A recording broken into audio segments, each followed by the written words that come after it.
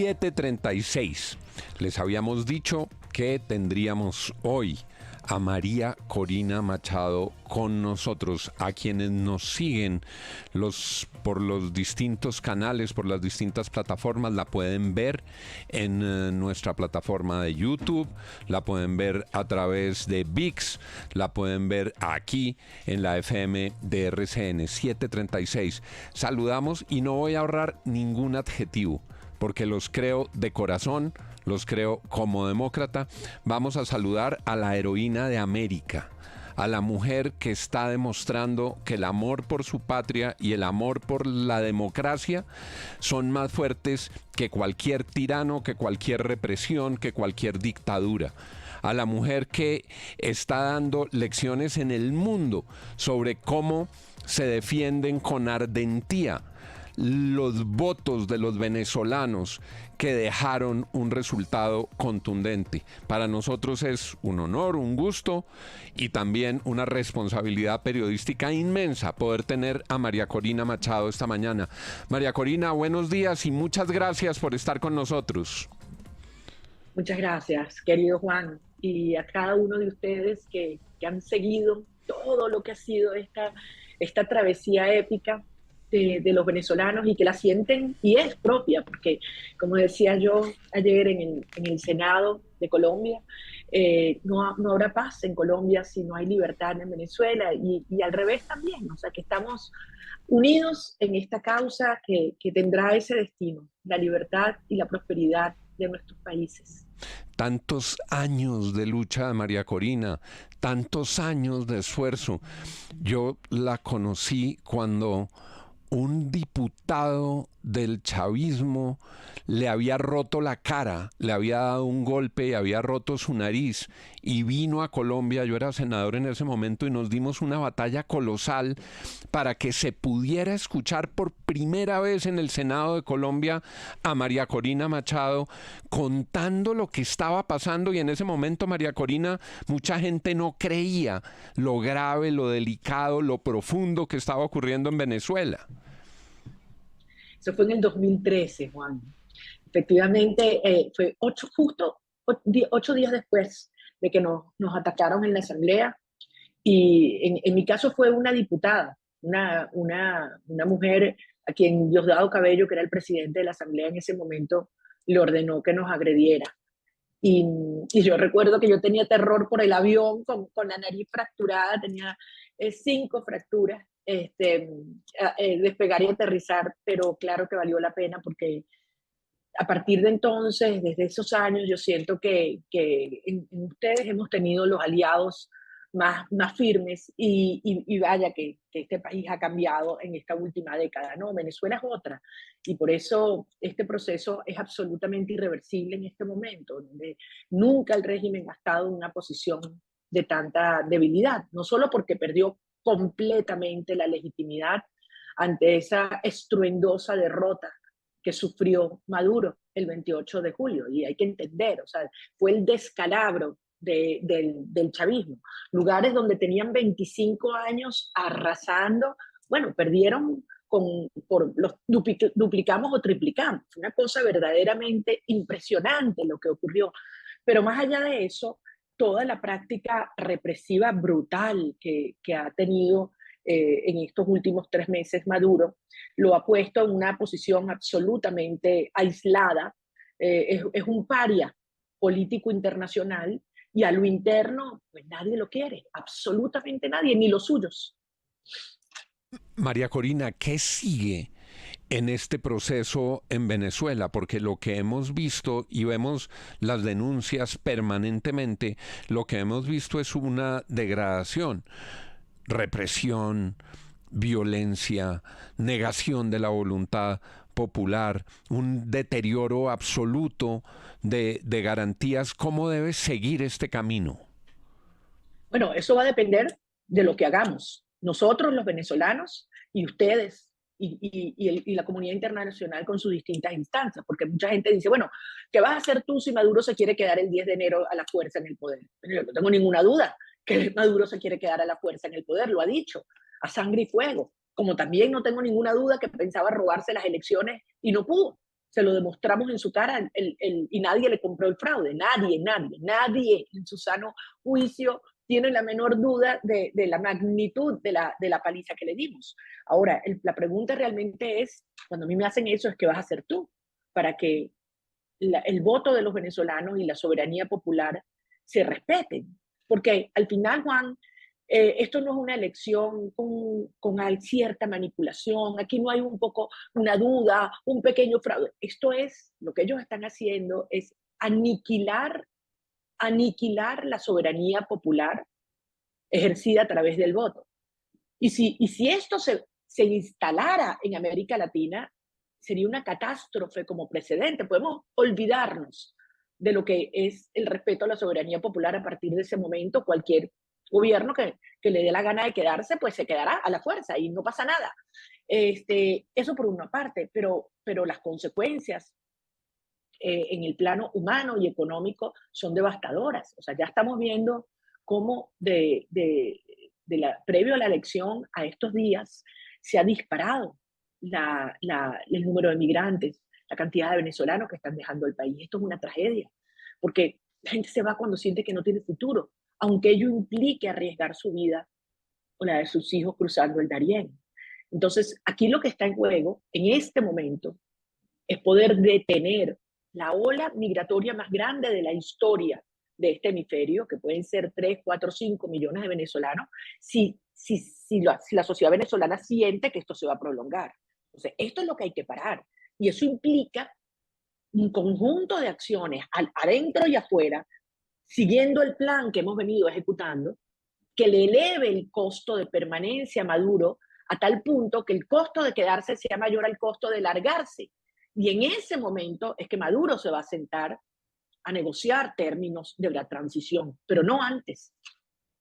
Se han caído todos los antifaces. Queda claro que es una dictadura, que es una tiranía, que se ha vulnerado la voluntad del pueblo. Marcos Morín, desde Caracas. Lo escucha María Corina. Buen día, María Corina. Un gusto saludarla desde Caracas. De no concretarse la toma de posesión de Edmundo González el 10 de enero en Venezuela, ¿se establecería un gobierno en el exilio? Bueno, es que volvemos a ese punto, Marcos. El momento es hoy. ¿Qué es lo que hay que hacer hoy para que se respete la voluntad de los venezolanos? Porque es que pareciera que no entendemos la magnitud de lo que aquí está en juego. Estamos hablando de un régimen que ha sido acusado de prácticas de terrorismo de Estado por la Comisión Interamericana de Derechos Humanos, que la misión de determinación de los hechos de las Naciones Unidas la semana pasada en Ginebra calificó de crímenes de lesa humanidad antes, durante y después. Entonces, yo no puedo aceptar que me planteen que perdemos esta única oportunidad, no solamente para Venezuela, sino para América Latina, cuando tenemos más fuerza que nunca. Nunca hemos tenido la fuerza que tenemos hoy. Mira lo que acaba de pasar con los BRICS. Mira lo que acaba de pasar. Maduro se va para Rusia y le dicen, no entras, punto. Es decir, ni siquiera en este entorno donde están sus supuestos aliados se le da un mínimo de legitimidad y validación y reconocimiento. Entonces, lo que tenemos que decir es, ¿qué es lo que hay que hacer hoy? ¿Qué tiene que hacer Colombia hoy? ¿Qué tiene que hacer el gobierno de Colombia, el parlamento, los colombianos, los brasileros, los españoles, los americanos? Es decir, y desde luego, en primera línea, los venezolanos, porque lo que hemos hecho es algo heroico, realmente histórico, los millones de héroes que hay en Venezuela, que a pesar de lo que ha sido la más brutal represión, aquí estamos y estamos decididos a seguir hasta el final. Pero evidentemente necesitamos del concurso de todos aquellos que entienden que esto es una oportunidad, que si no se aprovecha en este momento, esto pueden ser años de devastación, de oscuridad. Y para Colombia significa condenarla también a vivir sin paz. Claro. Doctora María Corina, buenos días. Usted está en territorio venezolano. Yo sé que hay unos temas de seguridad, pero pues como hay tantos mensajes de que se había ido del país, ¿usted está en este momento en Venezuela? Yo estoy en Venezuela y créeme que los venezolanos no tienen la menor duda sobre ese punto. ¿Cómo no cansarse? Porque esa sí es la gran pregunta. ¿Cómo no cansarse? Uno ve que hay unos momentos después de las elecciones, toda la comunidad internacional se manifiesta y hay todos los posts y las campañas en redes sociales y toda la gente dice algo, pero los temas pues también van agotando, no hay cambios, no se produce nada. El señor que estaba haciendo la huelga de hambre pues ya se va para su casa. ¿Cómo no cansarse? Fíjate, yo ayer estaba hablando con la mamá de uno de los niños presos. Después hablé con otras de las mismas madres. Y yo pensé, bueno, tengo que llamarlas, como he ido hablando con ellas en distintas partes del país para darles ánimo, para darles fuerza. ¿Quién crees que me daba ánimo a mí? ¿Quién crees tú que estaba absolutamente decidida? Porque tiene un hijo preso, un hijo secuestrado. Nosotros tenemos nuestros hijos, la nación Un secuestrada. país secuestrado, sí. ¿Cómo te puedes cansar? Eso no existe, Pero es que mire, no existe. yo fui a la posesión de Chávez en 1998, creo que fue de diciembre, y la locura. Y desde entonces, como periodista, tuve que ir a las marchas, cuando cerraron la asamblea, el paro larguísimo, en fin, todo lo que ha venido pasando. Y uno mismo como periodista dice que no pasa nada, no cambia nada. Llevamos todos más de 2 décadas en este tema y Pero, siguen en lo mismo. pero ¿cómo que no cambia nada? ¿Esto es otro país? ¿Esto es otro país? La Venezuela de hace incluso 5 años, 3 años. Fíjate, con las reglas de la tiranía, las más extremas, abusivas, ilegales, fuimos a este proceso electoral y ganamos 70-30, con una mínima competitividad electoral. Y se han votado los venezolanos afuera, los muchachos que cumplieron 18 años que no los dejaron registrarse, la gente que cambiaron inconsultamente de lugar para que no votaran. Mínimo, mínimo hubiéramos quedado 90-10. ¿Cómo que no ha cambiado? Este era un país que el chavismo buscó dividir en todos los criterios, que si blancos y negros, ricos y pobres, izquierda y derecha, la cuarta, la quinta, los de adentro, los de afuera. Hemos unido a Venezuela como nunca antes, alrededor de valores y alrededor de una visión de un país, como nunca antes. El movimiento que hemos construido tiene profundas raíces culturales, yo me atrevo a Sí, decir, incluso antropológicas.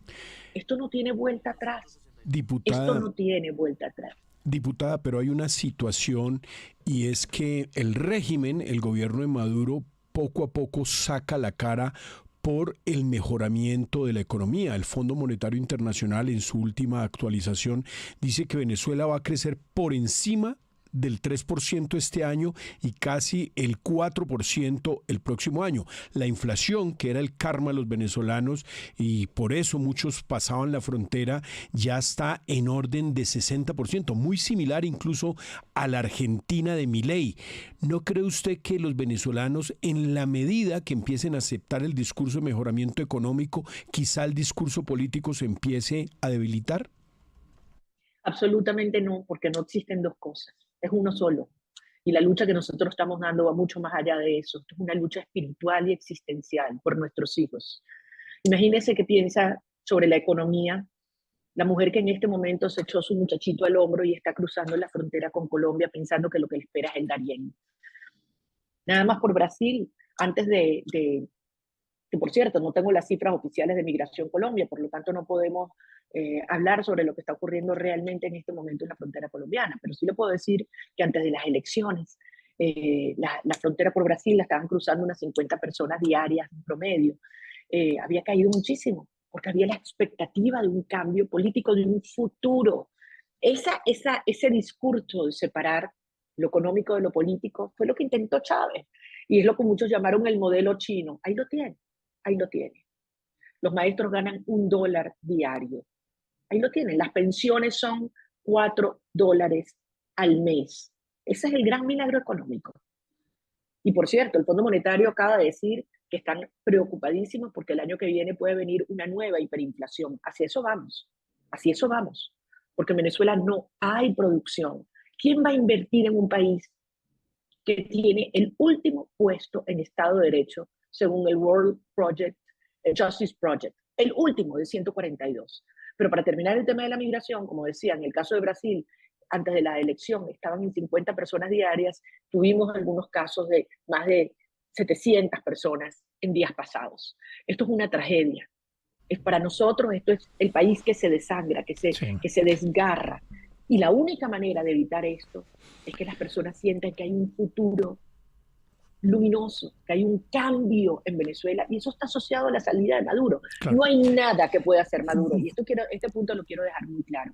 No hay nada que pueda hacer Maduro para hacerse estable financieramente, económicamente, políticamente o humana y socialmente. Nada que pueda hacer. Doña María Corina, describe usted un país destruido prácticamente en lo económico, pero quisiera que pasáramos al entorno internacional.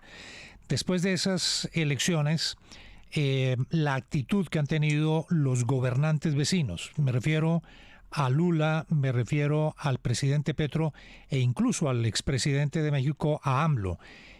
¿Qué tanto la actitud de estos tres presidentes, o dos presidentes y un expresidente, le han dado oxígeno a Maduro para mantenerse en el poder a pesar de la derrota que dicen ustedes y de la manera como se robó las elecciones según advierten ustedes?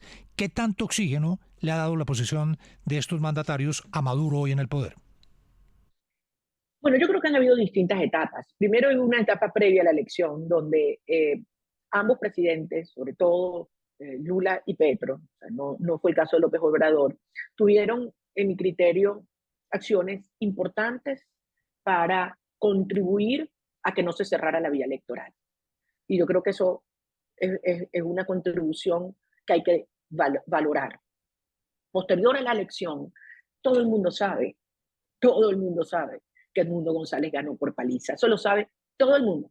Es más, lo saben las Fuerzas Armadas venezolanas que estaban desplegadas y que recibieron las actas en el sobre 1 antes de que nosotros recibiéramos nuestros ejemplares correspondientes. O sea que aquí todo el mundo lo sabe, incluyendo los gobiernos de Brasil y Colombia. Decidieron tomar una actitud, digamos, una posición más prudente, exigiendo las actas antes de afirmar el triunfo, o pronunciarse por el triunfo del mundo, buscando una interlocución con Maduro. Y bueno, fue un papel que vieron que podía contribuir y muchos entendieron que efectivamente era así por su cercanía histórica, etc.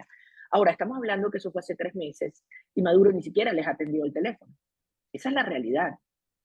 Y está utilizando este tiempo para prolongar un status quo que en el interín está haciendo un daño terrible a la sociedad venezolana. No creo que esté fortaleciendo a Maduro, por cierto, no lo creo. Veamos lo que está ocurriendo en el seno del chavismo hoy. Se están matando entre ellos. Y saben que eso mismo está ocurriendo en el seno de todas las organizaciones o de los grupos que quedan soportando a Maduro. De modo que yo sí creo que este es un momento en el cual tanto el presidente Lula como el presidente Petro deben adoptar un paso más allá, dar un paso mucho más allá y hacerle entender a Maduro que no se va a salir con la suya, que esto va a tener consecuencias, que quienes han cometido crímenes van a enfrentar la justicia internacional hoy y nacional mañana, cuando ocurra la transición. Y que por lo pronto el mundo va a actuar en todos los planos, en lo diplomático, en la justicia internacional, en el refuerzo o la instrumentación de la ley, en el plano financiero, en todos los planos. Muy importante en el tema del crimen, que al final es uno de los grandes pilares que sostiene al régimen de Maduro, el narcotráfico, el contrabando de oro, etc. Hasta que estas presiones, insisto, lleven a ese punto en el cual Maduro entienda que el costo de quedarse es de tal nivel que su mejor opción es aceptar los términos de la negociación, que como hemos dicho, y lo sabe el presidente Lula y lo sabe el presidente Petro, estamos dispuestos a dar las garantías y los incentivos para una transición ordenada y pacífica.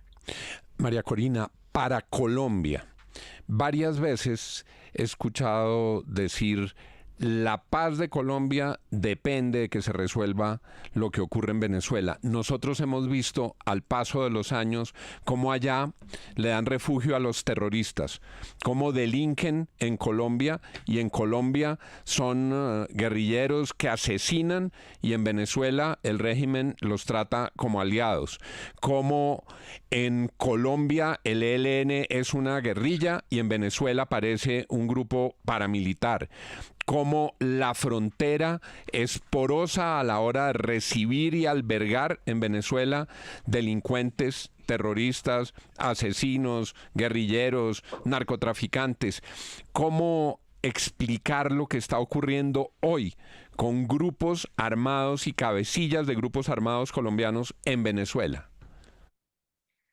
Juan, lo hemos hablado efectivamente muchas veces. La resolución de esta tragedia en Venezuela es existencial para Colombia en todo sentido. Desde el punto de vista de seguridad nacional, tú lo acabas de describir.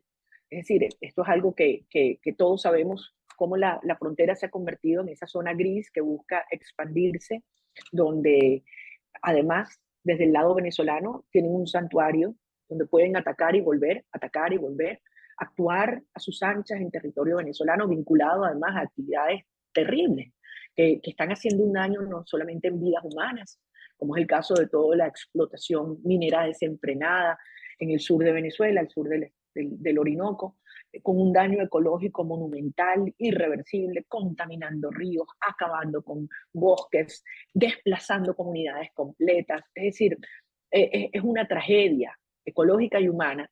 Y el régimen de Venezuela es cómplice y socio, porque hay que decirlo, es socio de estas actividades delictivas.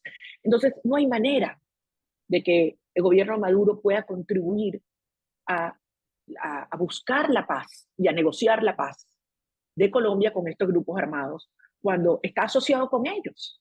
Entonces, desde el punto de vista de la seguridad nacional, no hay mejor opción que puede tener hoy en día Colombia que una transición ordenada, porque nosotros sí ofrecemos la posibilidad de un gobierno que fortalezca sus instituciones, incluyendo desde luego nuestras Fuerzas Armadas, donde recuperemos la soberanía nacional en nuestro territorio, poder ser aliados en la negociación y la disolución de estos grupos armados con los actos que cometen. Por otra parte, que no es menor, también está todo el tema energético. Colombia tiene una situación preocupante en materia energética, necesidad enorme de suministro de gas, y el gas lo tenemos nosotros. Entonces, ¿qué hay que hacer? Bueno, hay que obviamente restituir el Estado de Derecho, abrir los mercados, respetar la propiedad privada y atraer inversiones. Y eso nos conviene a todos. Nos conviene a los venezolanos y ustedes lo necesitan desesperadamente. Y ni hablar lo que es todo el intercambio comercial, que en su momento fue de 6.000 millones de dólares. Hoy no creo que llega ni a 300 o 500, nadie sabe, porque además en Venezuela todo es opaco, todo es oscuro, todo es corrupción, pero que podría llegar a ser más de 10.000 millones, 12.000 millones de dólares. Entonces, todo aquí es ganar, ganar. Y ni hablar lo que significa los millones de venezolanos que están en Colombia, que ustedes los han acogido, pero que yo los quiero de vuelta a casa. Los necesitamos aquí para reconstruir el país. Nuestra corresponsal en la frontera, Olga Lucía Cotamo, tiene una pregunta para María Corina Machado. Don Juan, muchísimas gracias. Doctora María Corina, precisamente usted se refiere a la complicidad de Venezuela con los grupos armados y que se encuentran en esta zona de frontera, atacan en Colombia, se regresan al vecino país. ¿Estos grupos también son responsables de las acciones violentas contra la oposición? Porque escuchamos de violación a los derechos humanos, a las mujeres, a los niños, a la persecución. ¿Estos grupos también son responsables de lo que sucede allí? Mira, yo no puedo afirmar y responder con precisión tu pregunta, Olga, porque son temas muy complejos, delicados, y sobre esto yo tengo que siempre aferrarme a información comprobable. Sin lugar a duda, hay grupos armados, incluyéndole o empezando por el ELN, hoy en día en por lo menos 13 o 15 estados del país. Es decir, ya no es un tema solamente de la frontera con Colombia. Ahora, su involucramiento en actividades de violación de derechos humanos o de represión en estos últimos días, en el resto de Venezuela yo no lo he visto reportado. En la frontera indiscutiblemente es muy difícil diferenciar lo que serían los cuerpos de seguridad venezolanos y su involucramiento con estos grupos armados, y desde luego hay zonas de mi país que están bajo el control total de estos grupos, donde no se, como dicen ellos, no se vende ni una gallina sin la autorización del grupo armado irregular. Así que es una zona, como yo te decía, gris, donde es muy difícil identificar dónde termina la ley del Estado y comienza la ley del grupo criminal, y donde se termina imponiendo esa paz criminal que es impuesta por vía de las armas y el terror. Doctora María Corina, buenos días. La saluda Juli Javi. Primero que todo, pues felicitarla por ser una mujer tan valiente e inspirar a tantas mujeres en el mundo. Le quiero preguntar también por los jóvenes, ¿qué le diría a todos esos jóvenes detenidos, a los jóvenes venezolanos, a los jóvenes colombianos, a los venezolanos que están hoy en día en nuestro país? ¿Qué les diría en este momento? Sabes, Juli, que hace año y medio, cuando arrancamos todo este trayecto hacia las primarias, la gente decía, a los muchachos no les importa.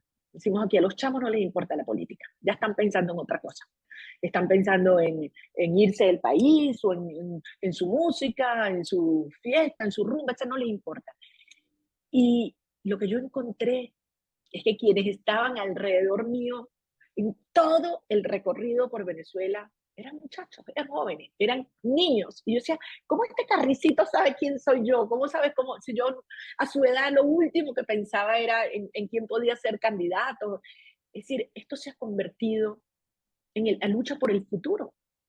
¿Quién más quiere tener futuro que los muchachos jóvenes que solamente han conocido este horror, pero que saben que hay otro mundo? Porque además hoy en día con las redes sociales, aquí no hay medios de comunicación, pero los chamos son los que están más informados. Entonces, que saben que hay un mundo de oportunidades. Entonces, el tener a estos muchachos, 68 niños y jóvenes presos hoy, más de 200 mujeres, que además han sido, muchas de ellas, abusadas sexualmente, solamente porque estaban protestando pacíficamente, o porque estaban pasando al lado de una protesta, o porque fueron testigos, o porque tenían en su celular una foto mía. Esto es lo que nos da más fuerza a todos. O sea, no los vamos a abandonar. Ellos son la razón primera hoy de esta lucha, más de 2.000 presos. Pero como decíamos antes, un país secuestrado. Aquí no hay espacio ni para el cansancio, ni para la duda, ni para la indiferencia. La indiferencia es complicidad. Aquí tú no puedes ser neutral frente al mal total, frente a la corrupción, frente al crimen. Porque ya Maduro no es solamente visto como un dictador que pretende robarse una elección en el fraude más grande de la historia de la humanidad. No. Es un torturador, es un criminal, es un corrupto. Eso lo sabe el mundo entero. Y por eso es que esto nos une a todos. Y Venezuela se ha convertido en una causa global. Es una causa global.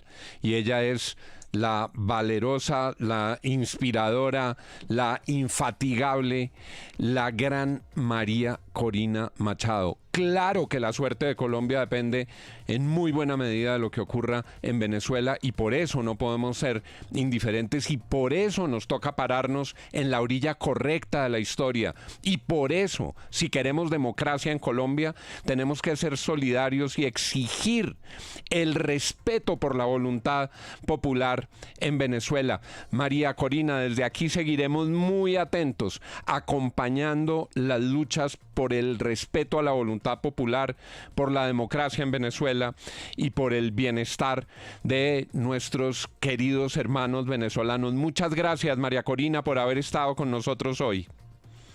Gracias a ti, querido Juan, y gracias a todos. Y tengan la seguridad que esto lo vamos a lograr y que esta lucha es hasta el final. Muchas gracias. Esta lucha es hasta el final. 8:05 minutos, la FM de RCN, las noticias como son. Grandes personajes en la FM de RCN.